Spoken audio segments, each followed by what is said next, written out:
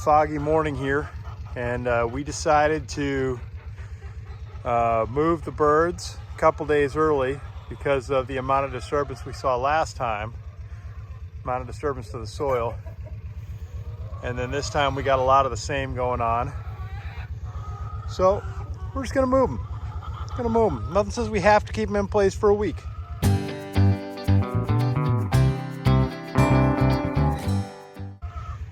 So we'll take them from their current sites, plural, and we're gonna move them up there. We've got an extra step we're gonna do because the little girls who are, dude, why are you sitting in there? Okay, the little girls who are in the brooder are big enough to come out now. And so we're gonna bring one of the chicken tractors over. We're gonna double the size of the pen for the golden girls, and we're gonna put the little girls in the chicken tractor in with the golden girls, almost like we did with Sauron with the ladies previously. Actually, exactly like that. So you'll kind of see what we mean. If you don't know what I'm talking about, you'll see as we go. But first step is gonna be moving all these guys over. We made the move from over there, towed everybody up.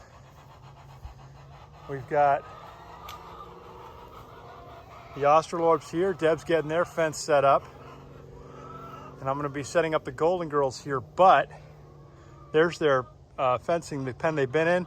I brought over a second 100-foot section because I'm gonna be bringing the chicken tractor over here, Suscovich-style chicken tractor, to put in the pen with them that'll have the little girls from the brooder, because they've outgrown that.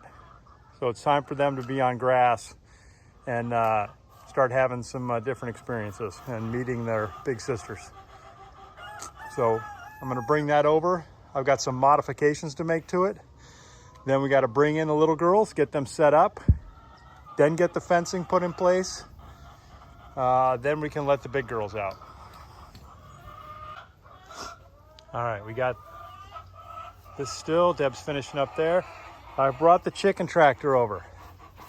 So it had the rooster in it before. I'm modifying right across this brace here. I'm gonna put a roost from side to side because these little girls need to roost. They don't like to lay on the ground. So that's what I'm gonna do. And then I'm gonna get the water in there, and then I'm gonna bring the chicks over.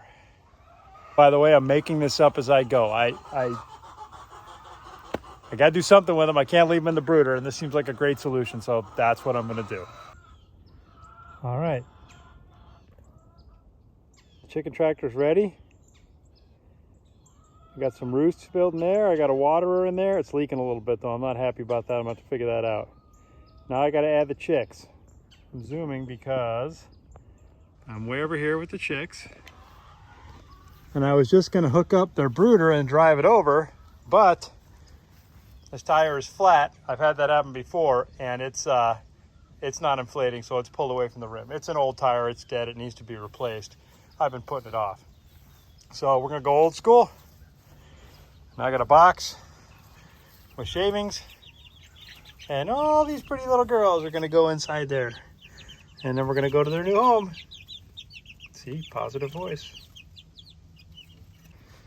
Well, it's the first time on grass for these little girls. Very exciting. Lots to explore. Got their feed here. Got the water there. You can see it's still dripping a little bit.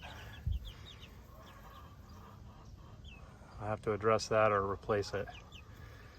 I put a roost across the middle for them, and then they've got roosts on both of the front corners.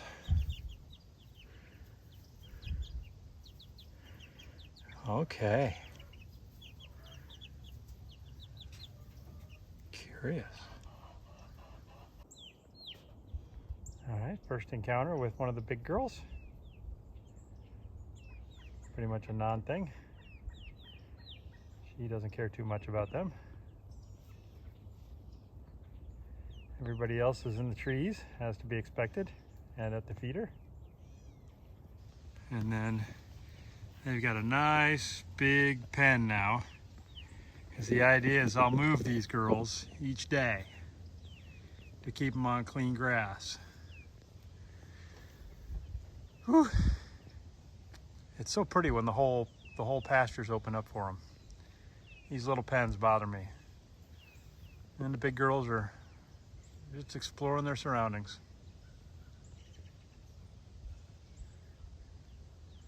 Oh, that's good news.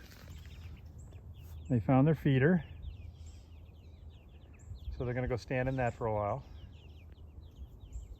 They're so silly.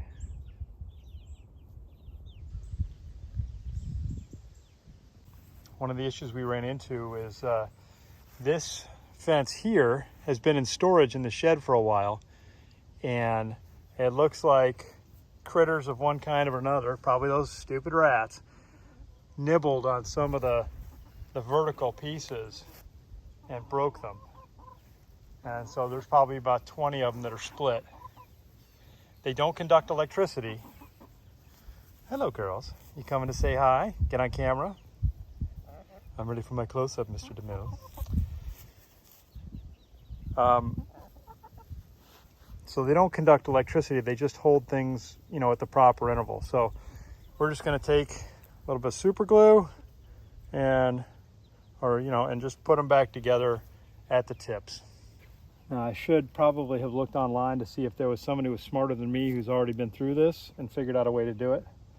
But I'm just going to grip it and rip it because it's kind of where I'm at this morning.